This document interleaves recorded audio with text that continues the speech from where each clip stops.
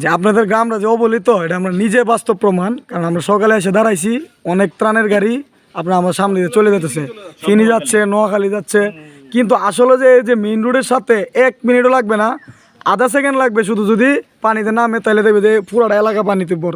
কিন্তু আমরা কিন্তু এরকম আমরা কিন্তু এরকম ফ্যামিলি, এরকম এলাকা প্রত্যেকটা জায়গায় থেকে চাইতেছে যে হেল্প করার জন্য, এরকম জায়গায় এসা।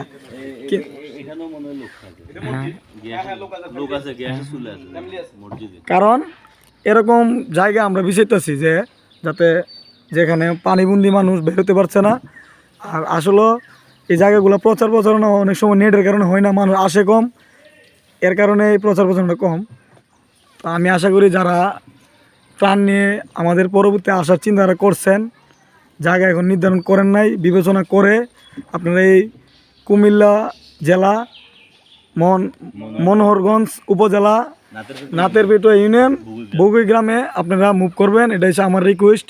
আর ভাই এই গ্রামের এই যে তাদের অনেক এই যে হ্যাঁ বিল্ডিং, এখানে পানি প্রায় 2 মাস থাকবে, অন্য অন্য এলাকার পানি চলে যায় খাল বিল থাকার কারণে, নদী থাকার কারণে, কিন্তু এই এলাকায় খাল বিল এবং নদী নাই বিদায় এই গ্রামের পানি প্রায় 2 মাস থাকবে।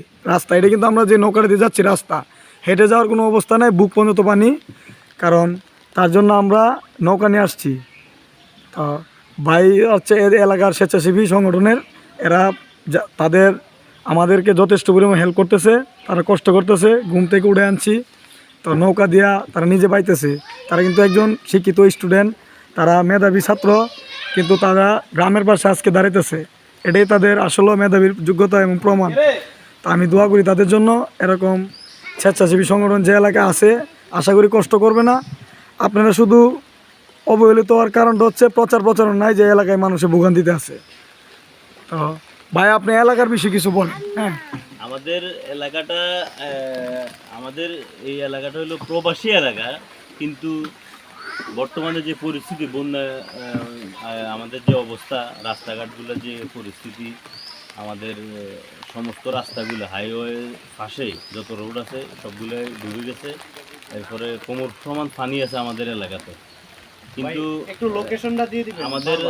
আমাদের এই মনোহরগঞ্জ উপজেলায় নাতেরপেটুয়া ইউনিয়নের বগুই গ্রাম, আমাদের গ্রামটা অনেক বড় গ্রাম, প্রায় 20,000-এর অধিক মানুষ বসবাস করে এখানে।